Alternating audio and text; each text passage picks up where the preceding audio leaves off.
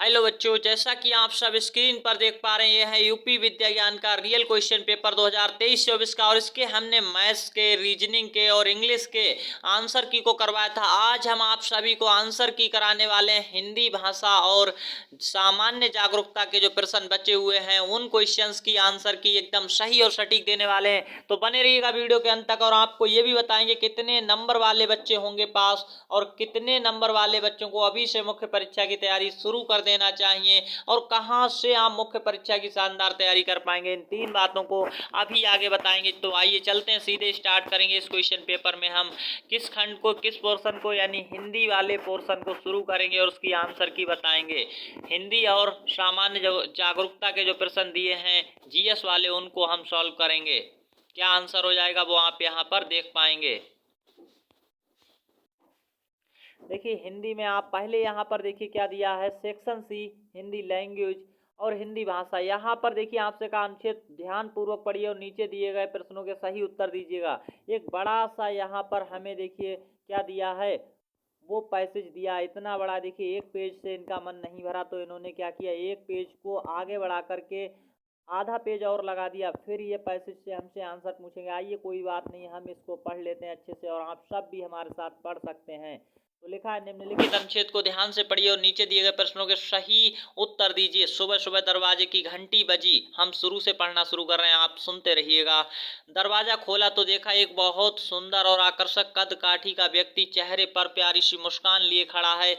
मैंने कहा, जी कहिए। उसने कहा, अच्छा जी, आप तो रोज हमारी ही गुहार लगाते थे, सो आज हम आ गए। मैंने कहा, माफ कीजिए भाई साहब, मैंने पहचाना नहीं आपको। वे कहने लगे, भाई साहब मैं वह हूँ जिसने तुम्हें साहब बनाया। अरे ईश्वर हो, ईश्वर हूँ। ईश्वर तुम हमेशा कहते थे ना कि नजर में बसे हो पर नजर नहीं आते। लो आ गया, अब आज पूरे दिन तुम्हारे साथ ही रहूंगा। मैंने चिढ़ते हुए कहा, ये क्या मजाक है।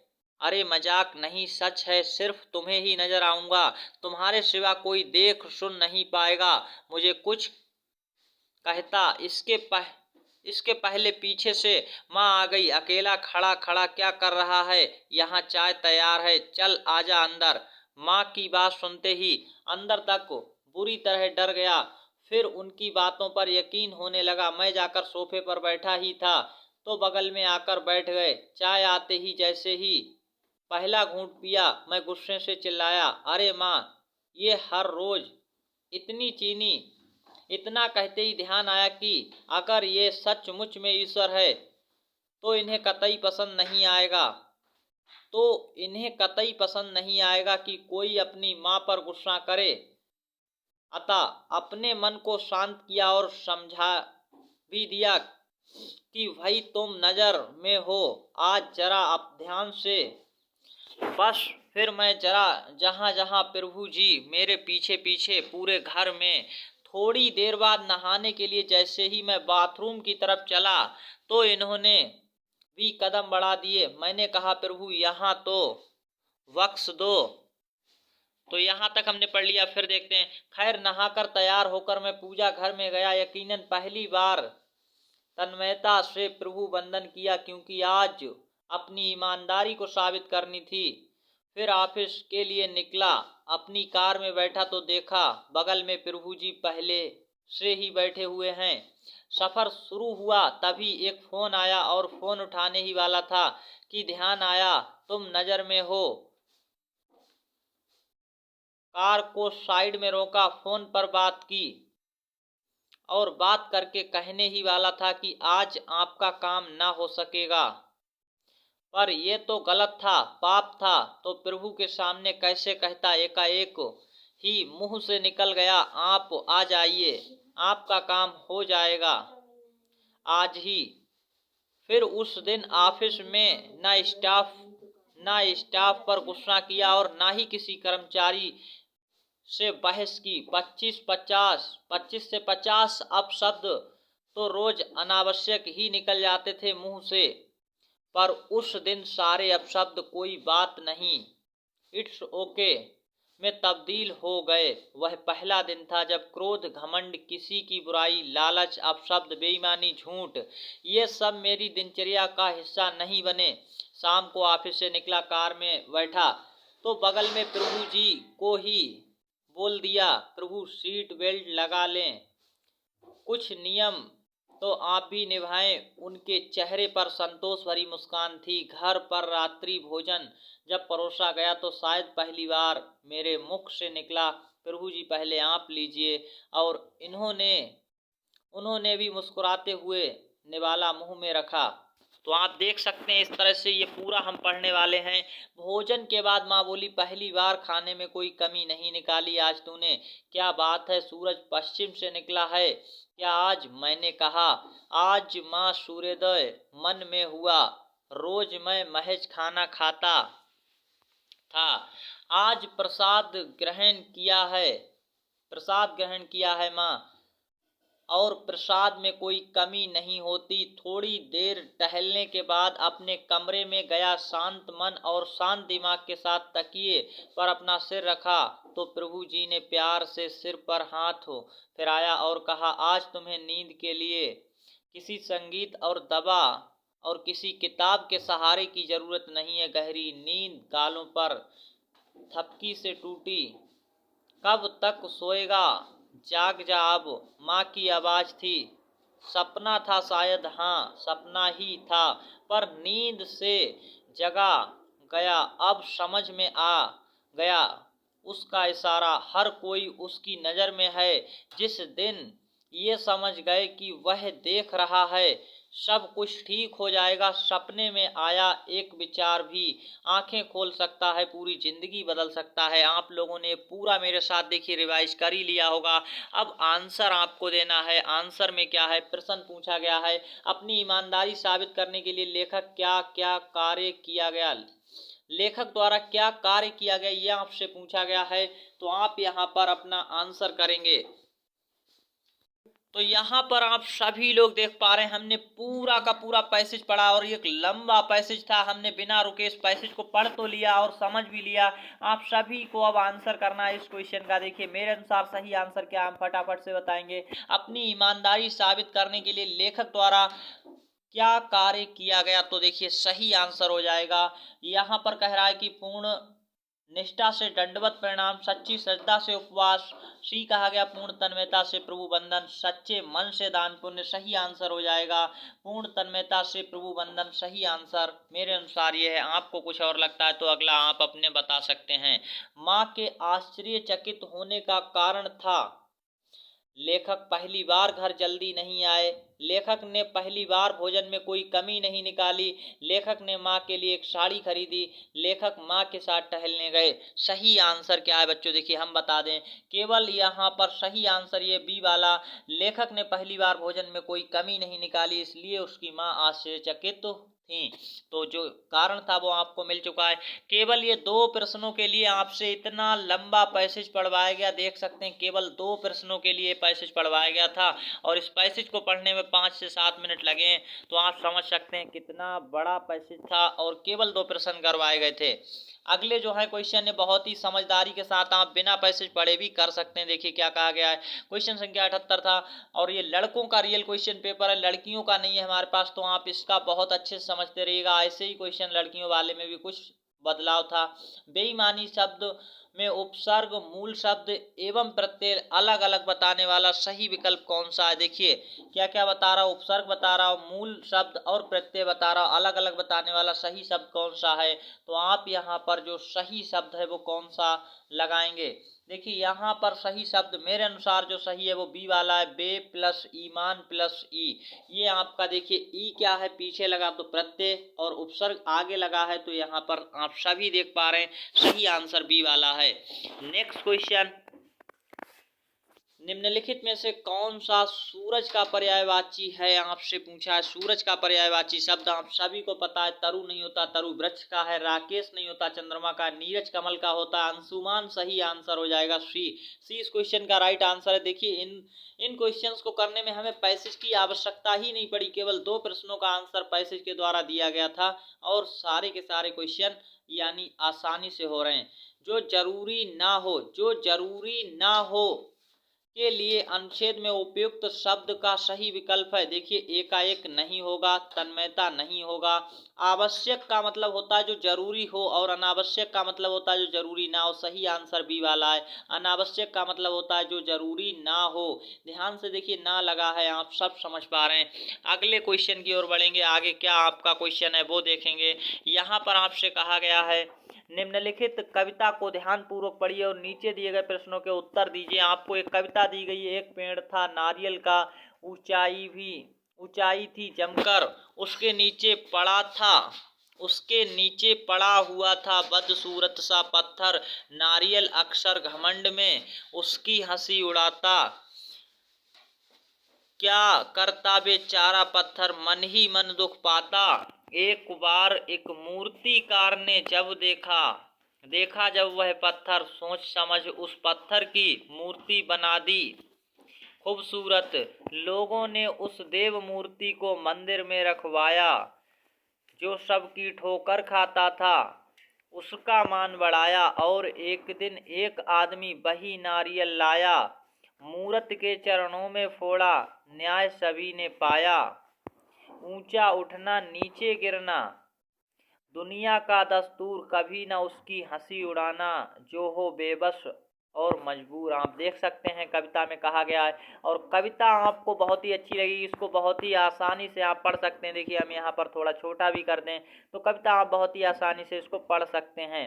अब नीचे का जो बचा हुआ है इसे भी पढ़ सकते हैं। अब आंसर करेंगे। कविता में वर्णित नारियल स्वभाव से है। नारियल कैसा स्वभाव से, वो आप समझ सकते हैं। शांत है, अहंकारी है, सहनशील है या मृदुल है। तो कविता में जो वर्णित नारियल है उसका स्वभाव कैसा है, अहंकारी स्वभाव का था। ये कविता में साफ साफ कहा गया है। अगला क्वेश्चन है, इस कविता से शिक्षा मिलती है कि हमें सदैव ऊपर बढ़ते रहना चाहिए। हमें कभी किसी असहाय व्यक्ति की परिस्थिति का उपहास नहीं उड़ाना चाहिए। किसी की परिस्थिति पर हंसी मजाक करना बुरा नहीं है। हमें अपने स्तर के लोगों के साथ मित्रता रखनी चाहिए। तो देखिए जो कहा गया कविता से शिक्षा मिलती है, हमें कभी किसी असहाय व्यक्ति की परिस्थिति का उपहास नहीं उड़ाना चाहिए। यह सही आंसर हो जाएगा। अगला क्वेश्चन देखेंगे। क्वेश्चन संख्या 83 में क्या कहा गया है। उपर्युक्त कविता में दिए गए ऐसे शब्द युग्म जोड़े छांटिए जो एक दूसरे के विपरीत हैं, वो आपको छांटना है। तो देखिए विपरीत वाले छांटने कौन सा हो जाएगा। बदसूरत का खूबसूरत, ऊंचा नीचा, और दुनिया का दस्तूर, न्याय का अन्याय। इस तरह से आप देखें कविता में जो आया है ऊपर नीचे बेबस मजदूर, तो यहाँ पर आपको अपना ढूंढना है। मान सम्मान एक सभी, तो यहाँ पर कौन सा ऐसा है जो यानी कैसे हैं, विपरीत हो, कविता में आए हो। देखिए कविता में आए हो यहाँ पर देखना है। तो आपको कविता की तरफ हम ले चलेंगे एक बार। देखिए यहाँ पर कविता की तरफ हम आ चुके हैं और आपको कहा गया है ऊंचा नीचा इस तरह से। तो इस कविता में देखेंगे आपको क्या दिया गया है, यानी कविता में बदसूरत भी आया हुआ है और खूबसूरत भी आया हुआ है। देख सकते हैं बदसूरत पत्थर और मूर्ति खूबसूरत बना दिए आया हुआ है। तो देखेंगे सही आंसर क्या हो जाएगा। तो मेरे अनुसार सही आंसर इस क्वेश्चन का जो हो जाएगा वो आप देख पाएंगे, ऊंचा और नीचा आपस में विपरीत हैं और खूबसूरत और बदसूरत आपस में विपरीत हैं। ऊपर नीचे आपस में तो हैं लेकिन बेबस और मजदूर हमें नहीं लग रहा है कि ये विपरीत हैं, इसलिए यहाँ गलत हो रहा है। तो आप समझ सकते हैं दुनिया और दस्तूर नहीं होता है, इसलिए मान और सम्मान यहाँ पर कोई भी नहीं लग रहा है, इसलिए हमारा सही आंसर ये वाला हो जाएगा। बदसूरत और ऊंचा नीचा ये दोनों ही अलग अलग जोड़े क्या हैं, विपरीत जोड़े हैं। तो आप समझ पा रहे हैं। नेक्स्ट क्वेश्चन, मूर्तिकार ने पत्थर को सुंदर मूर्ति में परिवर्तित कर दिया। रेखांकित पद में प्रयुक्त विशेषण का भेद है कौन सा है, यहाँ पर आपको ये बताना है। तो यहाँ पर देखिए क्या है, आप समझ पा रहे हैं। मूर्तिकार ने पत्थर को सुंदर मूर्ति में परिवर्तित कर दिया। कौन सा यहाँ पर जो रेखांकित पद है सुंदर क्या है? सुंदर क्या है यहाँ पर? संख्यावाचक विशेषण है, सार्वनामिक विशेषण है, या परिणामवाचक विशेषण है, या गुणवाचक विशेषण है? तो सही आंसर क्या हो जाएगा यहाँ पर? सही आंसर मेरे अनुसार जो है गुणवाचक हो जाएगा और ए इस क्वेश्चन का राइट आंसर है। देखिए अगला, क्या कर्तव्य चारा पत्थर पंक्ति में प्रयुक्त क्या पद सर्वनाम का भेद है? कौन सा सर्वनाम है? क्या क्या का मतलब है प्रश्नवाचक सर्वनाम है। सही आंसर हो जाएगा प्रश्नवाचक। तो आप समझ पा रहे हैं। अगला यहाँ पर देखिए 85 के बाद चलते हैं 86 पर। फिर से देखेंगे आप सभी को क्वेश्चन संख्या 86 से पहले एक क्या दिया? निम्नलिखित अनुच्छेद को ध्यान पूर्वक पढ़िए और नीचे दिए गए प्रश्नों के सही उत्तर दीजिए। तो आपको ये देखिए बहुत ही अच्छे से पढ़ना था और पढ़ करके आंसर करना था। तो हम एक बार पढ़ते हैं, आप सब देखेंगे। पड़ोस सामाजिक जीवन के ताने बाने का महत्वपूर्ण आधार है। दरअसल पड़ोस जितना स्वाभाविक है हमारी सामाजिक सुरक्षा के लिए और सामाजिक जीवन की समस्त आनंदपूर्ण गतिविधियों के लिए वह उतना ही आवश्यक भी है। ये सोच है कि पड़ोसी का चुनाव हमारे हाथ में नहीं होता, इसलिए पड़ोसी के साथ कुछ ना कुछ सामंजस्य तो बिठाना ही पड़ता है। हमारा पड़ोसी अमीर हो या गरीब, उसके साथ संबंध रखना सदैव हमारे हित में होता है। पड़ोसी से परहेज करना अथवा उससे कटे कटे रहने में अपनी ही हानि है, क्योंकि किसी भी आकस्मिक आपदा अथवा आवश्यकता के समय अपने रिश्तेदारों तथा परिजनों को बुलाने में समय लगता है। ऐसे में पड़ोसी ही सबसे अधिक विश्वस्त आवश्यक हो सकता है। पड़ोसी चाहे कैसा भी हो उससे अच्छे संबंध रखने चाहिए। जो अपने पड़ोसी से स्नेह नहीं रख सकता, उसके सुख दुख का आदान प्रदान नहीं कर सकता, उसके शोक आनंद के क्षणों में शामिल नहीं हो सकता, वह भला अपने समाज अथवा देश के साथ भावनात्मक रूप से कैसे जुड़ेगा? विश्व बंधुत्व की भी बात भी तभी मायने रखती है जब हम अपने पड़ोसी से निभाना सीखें। केवल पड़ोसी ही नहीं बल्कि हमें प्रत्येक मनुष्य से ऐसा व्यवहार करना चाहिए जैसा कि हम स्वयं के लिए चाहते हैं। एक प्रसन्नचित्त व्यक्ति अपने परिवार, पड़ोसियों, मित्रों तथा रिश्तेदारों के बीच सदैव लोकप्रिय रहता है। अतः हमें सकारात्मक सोच के साथ सबको प्रसन्न रखने का प्रयास करना चाहिए। हमारा व्यक्तित्व पड़ोसियों के साथ किए गए हमारे व्यवहार में भी झलकता है। तो आप सभी ने ये जो अनुच्छेद कहा गया था पढ़ने को पढ़ लिया। आप क्वेश्चन संख्या 86 का आंसर करेंगे, क्या हो जाएगा? क्वेश्चन संख्या 86 का आंसर देखिएगा बहुत ही अच्छे से। पड़ोसी के साथ संबंध रखना हमारे हित में है, क्योंकि वह आकस्मिक आपदा या आवश्यकता के समय हमारे काम आता है। हमारे घर पर सदैव निगाह लगाए रखता है, ये नहीं होगा।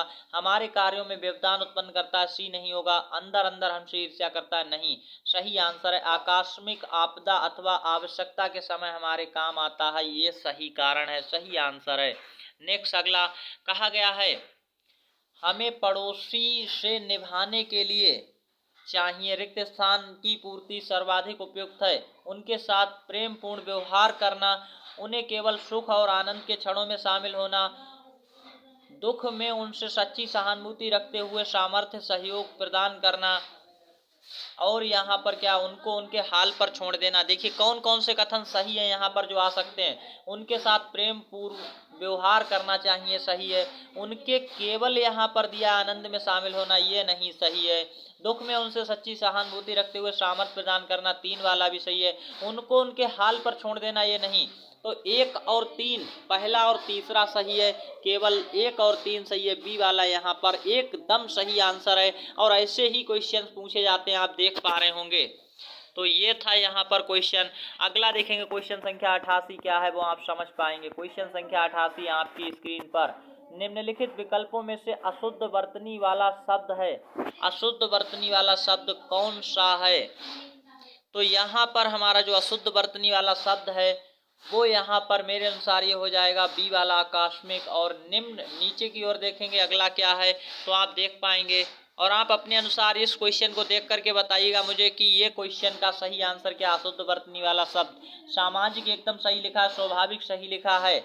और यहाँ पर इन दो को ध्यान से देखिएगा कौन सा आंसर है। मुझे लग रहा है कि बी वाला सही है। आप यहाँ पर करेक्ट आंसर हमें कमेंट्स में बताइएगा।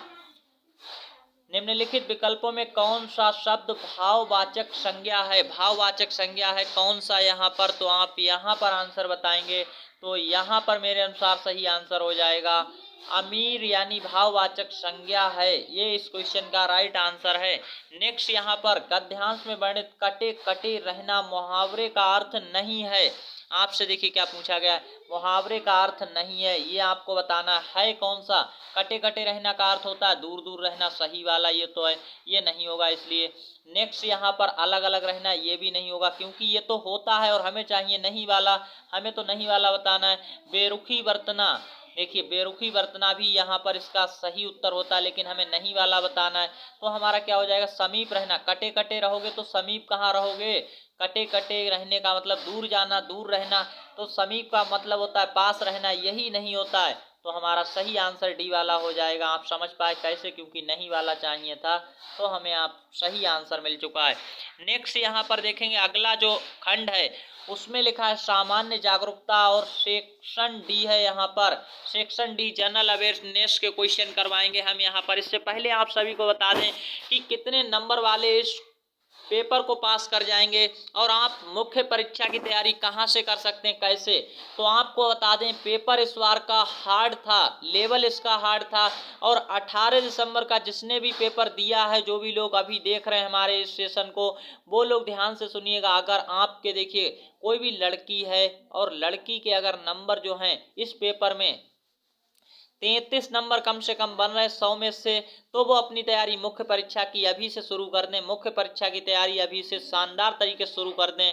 और कोई अगर लड़का है और उसके नंबर देखिए यहाँ पर 40 नंबर बन रहे हैं, तो वो अपनी तैयारी शानदार तरीके से शुरू कर दें। अगर लड़के के 38 नंबर बन रहे हैं, फिर भी अपनी तैयारी को अभी से मुख्य परीक्षा के लिए शुरू कर दें। आप सब पास हो सकते हैं जो इतने नंबर ला रहे हैं 33, और लड़के कम से कम 38 या 40, लड़कियां 33 पर पास होने वाली हैं। और आपको बता दें अगर आप भी शानदार तैयारी करना चाहते हैं मुख्य परीक्षा की अभी से, अगर आप इंतजार कर रहे हैं कि रिजल्ट आ जाए उसके बाद तैयारी करेंगे, तो ये आपकी सबसे बड़ी भूल होगी। क्योंकि जो बच्चे सेलेक्ट होने होते हैं, जो पास होने वाले बच्चे होते हैं, वो कभी भी रिजल्ट्स का इंतजार नहीं करते, क्योंकि रिजल्ट्स आने के बाद आपको तैयारी करने का समय नहीं मिलेगा, मौका नहीं मिल पाएगा, और आप अपनी तैयारी को पूरा नहीं कर पाएंगे। तो अभी हम आपको बता दें हमारे इस चैनल पर शानदार तैयारी करवाई जा रही है, और मेरे द्वारा इस बार जो है ऑनलाइन कोर्स भी चल रहा है। बच्चों जो भी लोग शानदार तैयारी करना चाहते हैं, मुख्य परीक्षा को पास करना चाहते हैं, और यकीन मानिए आपका जो रिजल्ट है वो कब तक आ रहा है, 10 जनवरी से पहले पहले आने के पूरे चांस हैं। लेकिन आपको बता दें जैसे ही रिजल्ट आएगा 10 जनवरी को, और उसके 15 से 20 दिन बाद आपका क्या हो जाएगा, मुख्य परीक्षा होगी। तो मुख्य परीक्षा होगी, और मुख्य परीक्षा फिर अगर आप पास नहीं कर पाए तो विद्या ज्ञान में नहीं जा पाओगे। आपको भले ही थोड़ा बुरा लग रहा हो कि ये क्या बोल रहे हैं सर, लेकिन हम आपको सही बता रहे हैं। अभी अगर आप तैयारी नहीं कर रहे हैं, इंतजार कर रहे हैं रिजल्ट्स का, तो आपके पास अभी कुल मिलाकर के 1 महीने का अच्छा समय है जिसमें आप अपनी तैयारी को शानदार कर सकते हैं। और इस 1 महीने का सही अगर प्रयोग करते हैं, सिलेक्शन बैच के साथ अभी तक नहीं जुड़े हैं तो जुड़ सकते हैं, आज ही ज्वाइन करें, घर बैठे तैयारी शुरू करें। केवल 499 रुपए में अभी भी आपको मिल रहा है। और बैच लेने के लिए आपको क्या करना है, मुख्य परीक्षा की स्पेशल तैयारी चल रही है, और ये आप यूट्यूब पर करेंगे, वहां पर भी तैयारी हो रही, लेकिन वहां पर आप कैसे जुड़ पाएंगे, क्योंकि आप कैसे क्लास मिस कर जाएंगे वो हम जानते हैं। और आप अगर लगातार क्लास लेना चाहते हैं, हमारे चैनल के साथ जुड़ना चाहते हैं, वाकई तैयारी करना चाहते हैं, तो आपको जुड़ना होगा सिलेक्शन बैच के साथ। अगर आप वाकई अपनी तैयारी के लिए चिंतित हैं तो सिलेक्शन बैच लीजिएगा। और सिलेक्शन बैच लेने के लिए केवल एक माध्यम है, वो है ऑनलाइन माध्यम। आपको ये बैच मिलने वाला है, और इस नंबर पर आपको व्हाट्सएप मैसेज करना, एसएमएस करना है। व्हाट्सएप पर कॉल ना करें, क्योंकि कॉल बहुत ज़्यादा आ जाती तो हम यहाँ पर कॉल में डिस्टर्ब होते रहते हैं। आप एसएमएस करिए सीधे कि सर मुझे सिलेक्शन बैच लेना है, 499 रुपये का ऑनलाइन पेमेंट्स करना होगा, और इस नंबर पर व्हाट्सएप मैसेज करके आप जानकारी ले सकते हैं मुख्य परीक्षा की। जो लोग पहले से जुड़ चुके हैं उन्हें दोबारा जुड़ने की कोई आवश्यकता नहीं, परेशान होने की कोई आवश्यकता नहीं है। सिलेक्शन बैच यूपी विद्या ज्ञान की बेस्ट तैयारी कराने वाला एकमात्र यहाँ पर विकल्प है। और आप अगर स्वयं से तैयारी कर रहे हैं तो बहुत अच्छी बात है, आपका करते रहिएगा और शानदार तैयारी करिएगा। सिलेक्शन बैच 2023 मुख्य परीक्षा 2023 के लिए ऑनलाइन जो है पेपर की यानी शानदार तैयारी के लिए बनाया गया ऑनलाइन कोर्स है और 2022 में 300 प्लस बच्चे एडमिशन करवा चुके हैं। 2022 जो पिछले साल पेपर हुआ था उसमें 300 प्लस बच्चे पास करके अपने इसी चैनल से एडमिशन करवा पाए थे। नेक्स्ट यहाँ पर आपको बता दें क्या मिलेगा आपको इसके साथ, तो ये मेरे द्वारा बनाया गया ऑनलाइन कोर्स है। इसमें 200 से अधिक आपको वीडियो क्लास मिलेंगी, 200 से अधिक वीडियो क्लास मिलने वाली हैं, वो आप समझ पा रहे हैं। साथ ही साथ आपको प्रैक्टिस सेट और क्या मिलेगा यहाँ पर, पीडीएफ में क्वेश्चन आंसर भी मिलेगा। तो आप समझ पा रहे हैं पीडीएफ फाइल में क्वेश्चन आंसर केवल 499 रुपए में ये सब आपको मिलने वाला है। और अंत में आपको ये भी बता दें प्रारंभिक परीक्षा में 2022 में कितने बच्चे मेरे इस चैनल से पास हुए थे, 1000 प्लस बच्चे 2022 की परीक्षा में पास हुए थे। अब बारी है मुख्य परीक्षा की, तो इंतजार बिल्कुल ना करें और जल्दी से अब हम चलते हैं अपने अगले के सेक्शन पर जो सामान्य यानी जागरूकता का सेशन है उसको बता देते हैं। और जो भी लोग जुड़ना चाहते हैं वो केवल इस नंबर पर व्हाट्सएप मैसेज करें, इंतजार बिल्कुल ना करें रिजल्ट्स आने का। अब अगर आप पास होते हैं प्री पेपर तो आपको मुख्य परीक्षा देनी ही पड़ेगी और अगर तैयारी नहीं हुई अच्छे से तो आप मुख्य परीक्षा देकर भी अपना एडमिशन नहीं करवा पाएंगे, क्योंकि मुख्य परीक्षा 2023 में शानदार तैयारी होगी वही बच्चे अंदर जा पाते हैं। आप सभी को ये बात पता है, क्योंकि अब पेपर का लेवल किस तरह से आता है वो आप समझ चुके हैं। आइए चलते हैं, स्टार्ट करते हैं दोबारा। तो अब हम सामान्य जागरूकता के जो 10 प्रश्न उन्हें फटाफट से हल करते हैं और इस वीडियो को जितना हो सके अपने दोस्तों के साथ शेयर कर दीजिएगा, क्योंकि आंसर की पर आधारित जो हमने वीडियो पहले बनाए थे वो बहुत सारे लोगों ने देखे थे और कमेंट्स आ रहे थे कि सर हिंदी और सामान्य जागरूकता के प्रश्न और करा दीजिएगा।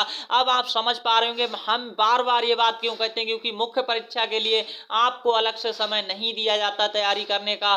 10 या 15 दिन में कोई तैयारी नहीं होती, अभी आपके पास लगभग 1 महीने का समय, अच्छी तैयारी कर सकते हैं। आज ही ज्वाइन कर सकते हैं सिलेक्शन बैच और तैयारी शानदार कर सकते हैं। अगर आप किसी अन्य माध्यम से करते हैं तो बहुत अच्छी बात है, करते रहिएगा। अगर आप हमारे साथ जुड़ना चाहते हैं तो टाइम के साथ अभी जुड़ सकते हैं। क्या कहा गया है, ए और बी कूड़े से भरे हुए 2 कूड़ेदान हैं।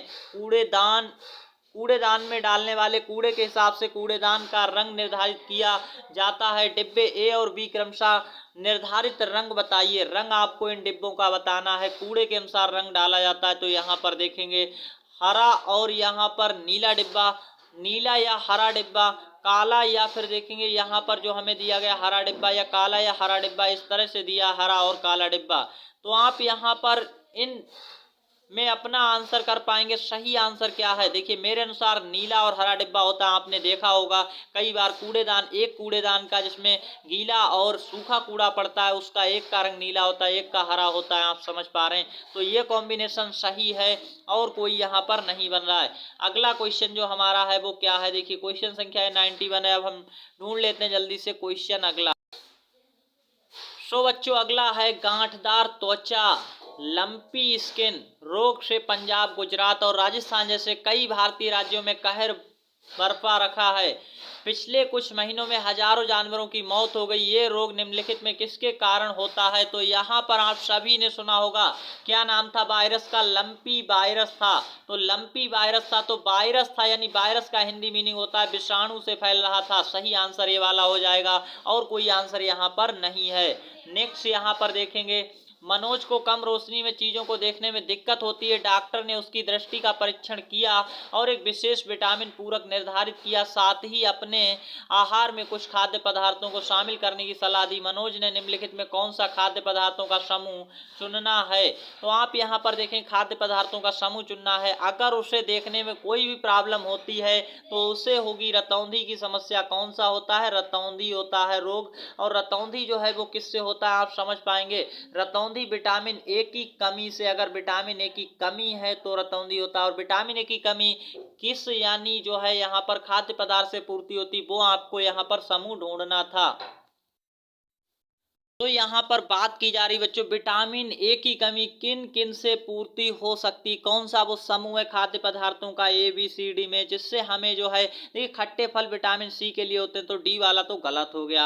अब बात करते हैं, देखिए विटामिन ए की बात की जा रही है तो विटामिन ए जो है अंडे से प्राप्त होता है। अंडा एक जगह पर है और गाजर से प्राप्त होता है, पपीते से प्राप्त होता है। और आप सभी जगह पर देखेंगे गाजर, अंडे, गाजर और पपीता नहीं दिया गया, तो केवल ए में दिया गया। ये आपका सही आंसर है। है, ये इस क्वेश्चन का राइट आंसर हो जाएगा। अगर उसे आंखों में कोई प्रॉब्लम है रोशनी में तो वो आप समझ पा रहे हैं, इस तरह से आंसर हो जाएगा। नेक्स्ट यहाँ पर है, आधुनिक किसान हवाई जहाज की मदद से फसलों पर कीटनाशक का छिड़काव करने के पक्ष में है, लेकिन पर्यावरणविदों का एक समूह इसके पक्ष में नहीं है। उनका कहना है कि इससे प्रदूषण के रूप में पर्यावरण को नुकसान होगा। बताइए इससे किस प्रकार का प्रदूषण होने की संभावना है। तो बच्चों देखिए, अगर हेलीकॉप्टर से कीटनाशक का छिड़काव करते हैं, अगर आप अपने खेतों में स्प्रे करवाते हैं हवाई जहाज से, तो क्या होगा, वायु प्रदूषण और मिट्टी प्रदूषण होगा, या वायु प्रदूषण और जल प्रदूषण होगा, जल प्रदूषण और मिट्टी प्रदूषण होगा। आगे कहा जा रहा है वायु, जल और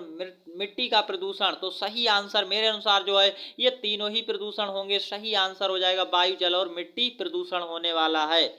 अगर आप एरोप्लेन से छिड़काव करवाएंगे कीटनाशक का अपनी फसलों पर तो ये सारे प्रदूषण होने वाले हैं। क्वेश्चन देखिए, ये था 94। अब हम चलते हैं 95 की ओर जल्दी से कि इस क्वेश्चन का आंसर क्या होगा। रिनी ने विपिन से एक गिलास पानी मांगा, उसने उसे एक गिलास बर्फ का ठंडा पानी दिया। रिनी ने गिलास की बाहरी सतह पर पानी की कुछ बूंदों को देखा और विपिन से पूछा, पानी की ये बूंदें कैसे बनी। तब निम्नलिखित में से विपिन का उत्तर होना चाहिए। गिलास गिलास से पानी का वाष्पीकरण, वायुमंडल, और अगला जो है ग्लास से रिसने वाला पानी, वायुमंडलीय जल वाष्प का वाष्पीकरण, वायुमंडलीय जल वाष्प का संघनन। तो यहाँ पर सही जो आंसर हो जाएगा वो क्या है, तो सही आंसर क्या हो जाएगा वो आप समझ पा रहे हैं, गिलास से पानी का वाष्पीकरण। यहाँ पर जो सही आंसर होगा वो क्या हो जाएगा, तो सही आंसर आपका यहाँ पर ए वाला हो जाएगा। इस तरह से आपका ये वाला हो जाएगा। नेक्स्ट यहाँ पर जो है, भारत एक प्रायद्वीपीय देश है। भारत एक प्रायद्वीपीय देश है, निम्नलिखित में से कौन सा विकल्प इस कथन की सबसे अच्छी व्याख्या करता है, ये आपको बताना है। देखिए, ये में कहा गया हमारा देश प्राकृतिक रूप से विविधताओं से भरा है। बी कहा गया हमारा देश तीन तरफ से जल से घिरा है। और सी में कहा गया भारत 28 राज्य और 8 केंद्र शासित प्रदेश हैं। हमारे देश में समुद्र के मध्य अनेक द्वीप हैं। तो यहाँ पर देखिए, भारत एक प्रायद्वीपीय देश है, तो ये कैसे सही और सटीक हो जाएगा, आंसर कौन सा होगा वो आप बताइएगा जल्दी से, आप सभी लोग कमेंट्स में। भारत एक प्रायद्वीपीय देश है, तो ये आप कैसे कह पाएंगे। इसका सही आंसर बच्चों क्या, हम आपको एकदम सटीक आंसर बता देखें। देखिए, प्रायद्वीप की परिभाषा क्या होती, वो जो तीन ओर से जल से घिरा हो, एक तरफ क्या है स्थल से हो जुड़ा हुआ, उसे प्रायद्वीप कहते हैं। तो भारत हमारा ऐसा ही है, तीन ओर से जल से घिरा है, इसलिए यहाँ पर देखें हमारा देश तीन तरफ से जल से घिरा हुआ है। आपने देखा भी होगा, आप कभी मैप उठाकर देख सकते हैं, श्रीलंका से इधर पश्चिम जो बंगाल की खाड़ी है वहां से लेकर के इधर की ओर देखेंगे तो आपको तीन ओर से ये घिरा हुआ दिखेगा जल से। इस तरह से हमारा जो है जल से घिरा हुआ है, इसलिए हमारा बी इस क्वेश्चन का राइट आंसर होगा, ना कि सी वाला। सी नहीं होगा और ना ही यहाँ पर और कोई आंसर है, बी इस क्वेश्चन का राइट आंसर है। अगला क्वेश्चन, ग्रीष्म अवकाश के दौरान आपने मध्य प्रदेश का भ्रमण किया। आपने शीशम, नीम, पीपल, आंवला, खैर आदि कुछ पेड़ देखे जो शुष्क मौसम में अपने पत्ते गिरा देते हैं। यह पेड़ निम्नलिखित में से किस से संबंधित हैं, सदाबहार वन, पर्णपाती वन, मरुस्थलीय वन, या फिर यहाँ पर देख सकते हैं पर्वतीय वन। आपको ये बताना ये कौन से वन हैं और आंसर करेंगे सभी लोग। बच्चों, इस क्वेश्चन का आंसर देखिए क्या हो जाएगा, जो ग्रीष्म काल के दौरान अपने पत्ते गिरा देते हों उन्हें कहते हैं यहाँ पर सदाबहार वन। तो कहेंगे नहीं, क्योंकि सदाबहार वन होते हैं जो सदा यहाँ पर अपने पत्ते बनाए रखें। इस प्रकार से हमारा मरुस्थलीय वन भी नहीं होगा और पर्वतीय वन भी नहीं होगा। पर्णपाती वन होते हैं जो अपने ग्रीष्म काल के दौरान पत्तों को गिरा देते हैं। सही आंसर हमारा बी हो जाएगा। नेक्स्ट क्वेश्चन यहाँ पर क्या कहा गया उसको देखिए, फसलों को उगाने से बेचने तक का सही क्रम बताइए क्या हो जाएगा। तो इस क्वेश्चन का हमारा जो सही आंसर है वो क्या होने वाला है आप देख पाएंगे। तो इस क्वेश्चन का राइट आंसर आपको बताना है। देखिए, बीज बोना और खरपतवार निकालना, खेत की जुताई करना, फसल को मंडी तक पहुंचाना, फसल की सिंचाई करना, फसल काटना। तो यहाँ पर आप देखेंगे सबसे पहले हम विकल्प को देख करके ही हल कर सकते हैं। 3-3 सबसे पहले में, तो तीसरा वाला सबसे पहले आएगा। पहले खेत की जुताई की जाती है और एकदम सही बात है, पहले 3 नंबर आ गया। फिर देखिए खेत की जुताई करने के बाद क्या करेंगे, फिर क्या आप फसल काटने लग जाएंगे, तो ऐसा नहीं होता। तो सी वाला तो गलत हो गया, फसल तो कटेगी नहीं, फसल अभी जब बोई नहीं तो हुई कहाँ से। 5 में क्या फसल की सिंचाई करेंगे, अभी बीज ही नहीं डाला तो सिंचाई कहाँ से करेंगे, ये वाला भी गलत। अब देखिए 3 के बाद 1 आएगा या फिर 1 ही आने का चांस है, तो बीज को बोया जाएगा, 1 आता है, एकदम सही बात है। फिर देखिए क्या आएगा, फिर यहाँ पर 5 आएगा, ये पक्का है। 5 देखिए यहाँ पर दोनों जगह है। अब बात है 6 या 2 कौन आएगा, तो 5 तक तो हम आ गए। अब 6 या 2 में देखिए, तो 5 में क्या था, फसल की सिंचाई करते हैं, फिर यहाँ पर पहले फसल काटेंगे या पहले जो है यहाँ पर क्या करना है, खरपतवार निकालना है। तो देखिए पहले खरपतवार निकालेंगे, पहले क्या हो जाएगा, यहाँ पर खरपतवार निकालेंगे, 2 वाला हो जाएगा। अगर 2 वाला हो जाएगा तो बी यहाँ पर गलत है, और कौन सा बचा हुआ है, डी आपका सही आंसर हो जाएगा। खरपतवार निकालेंगे, फिर उसके बाद देखिए क्या हो जाएगा, फसल को काटेंगे, 6 नंबर, और फिर आपका क्या आ जाएगा, 4 नंबर, फसल को मंडी पहुंचाएंगे, 4 नंबर एंड में सबसे। तो ये आपका क्रम कहां पर है, डी वाला है। डी इस क्वेश्चन का राइट आंसर हो गया इस तरह से, और हमें यहां पर ये आंसर पता लग चुका है, डी है। नेक्स्ट क्वेश्चन अगला क्वेश्चन संख्या 99, क्या कहा गया है, निम्नलिखित में कौन सा कथन भारतीय संविधान के बारे में सही है। आपसे यह कहा गया कौन सा कथन संविधान के बारे में सही है। भारतीय संविधान की प्रारूप समिति के अध्यक्ष जवाहरलाल नेहरू थे, एकदम गलत है, जवाहरलाल नेहरू नहीं थे। कौन थे, डॉक्टर भीमराव अंबेडकर थे। आपको याद रखना है, डॉक्टर BR अंबेडकर थे, ये बात आपको नोट करके रखनी है। ये दुनिया का सबसे लंबा लिखित संविधान है, एकदम सही बात है, दुनिया का सबसे लंबा लिखित संविधान है ये। और इसे 26 जनवरी 1947 को कानूनी रूप से लागू किया गया था, नहीं किया गया था। कब किया गया था, 26 जनवरी 1950 को लागू किया गया था। बच्चों आपको ये याद रखना चाहिए, ये फैक्ट है, 1950 26 जनवरी को ये लागू कर दिया गया था। आगे इसमें केवल ब्रिटेन और अमेरिका के संविधानों से प्रावधान लिए गए, ऐसा नहीं है, कई जगह से प्रावधान लिए गए। तो केवल बी वाला सही है, कई अलग अलग देशों से लिए गए, केवल 2 देशों से नहीं लिए गए, जैसे कि ऑस्ट्रेलिया हुआ, आपका ब्रिटेन हुआ, आयरलैंड हुआ, अमेरिका हुआ, रूस हुआ, जर्मनी हुआ, सभी से थोड़ी थोड़ी बातें ली गई हैं हमारे संविधान में। अगला और अंतिम क्वेश्चन है, इस क्वेश्चन का आप सभी देखिए आंसर क्या हो जाएगा वो आप समझ पाएंगे। यहाँ पर क्या हो जाएगा इस क्वेश्चन का आंसर, तो देखिए सही विकल्प का चुनाव करें। पहले आपको लिस्ट 1 को लिस्ट 2 से मिलाना है, कौन सी ट्रॉफी किससे होती वो आपको यहाँ पर मिलाना है। देखिए यहाँ पर दिया रणजी ट्रॉफी, संतोष ट्रॉफी, डेविस ट्रॉफी और थॉमस कप। सही आंसर क्या होगा वो आप देखिएगा। तो बच्चों ये पहले आपको मिलान करना पड़ेगा, देखिए कैसे किया जाता है। आपको यहाँ पर रणजी ट्रॉफी किससे संबंधित है, क्रिकेट से संबंधित है। यहाँ पर देखिए हम अच्छे से ये लाइन बना लेते हैं, क्या हो रहा है यहाँ पर, एक सेकेंड, अब आप देख पाएंगे। तो यहाँ पर देखिए रणजी ट्रॉफी किससे संबंधित है, अभी हमने आपको बताया क्रिकेट से संबंधित है, ये हो चुका है। संतोष ट्रॉफी किससे संबंधित है, तो फुटबॉल से संबंधित है, ये मिलान हो चुका है। यहाँ थॉमस कप किससे संबंधित है, तो थॉमस कप आपका यहाँ पर देखिए ये जाएगा 4 वाला, बैडमिंटन के साथ। और डेविस कप किससे संबंधित है, तो आपका वो लाल टेनिस से संबंधित होगा, लाल टेनिस से। तो देखिए इस तरह से लॉन टेनिस से यहाँ पर संबंधित है। तो सही आंसर्स आपको मिल चुके हैं। अब आप देखेंगे पहले का सी देखिए यहाँ पर दिया गया, यहाँ पर दिया गया, ये दोनों तो गलत हो गए। अब देखिए दूसरे का डी कहाँ पर दिया, केवल यहाँ पर सी में है, और ये आंसर गलत हो गया। सी वाला आपका एकदम राइट आंसर है। इस तरह से आपको आंसर करना होता है। आई होप कि आप इस आंसर की को चेक कर पाए होंगे। पूरे 100 क्वेश्चन हमने जो लड़कों वाला पेपर था उसे करवा दिया है। अब आप हमें ये बताइएगा कमेंट्स में, आपकी शानदार तैयारी यूपी विद्या ज्ञान मुख्य परीक्षा की चल रही है या नहीं चल रही है, और आप अपनी शानदार तैयारी को अभी से करते रहिएगा, इंतजार बिल्कुल ना करें। पूरा का पूरा पेपर हमने सॉल्व करवा दिया है। ये लड़कों वाला जो सेट था यहाँ पर, ये इसको हमने पूरा सॉल्व करवा दिया है। और आप सभी को कैसा लगा ये हमारा जो आंसर की वाला वीडियो है, हमें कमेंट सेक्शन में जरूर बताइएगा। और आप सब अपनी मुख्य परीक्षा की शानदार तैयारी करते रहें। धन्यवाद, ऑल द बेस्ट, मिलते हैं नेक्स्ट वीडियो में, तब तक के लिए जय हिंद।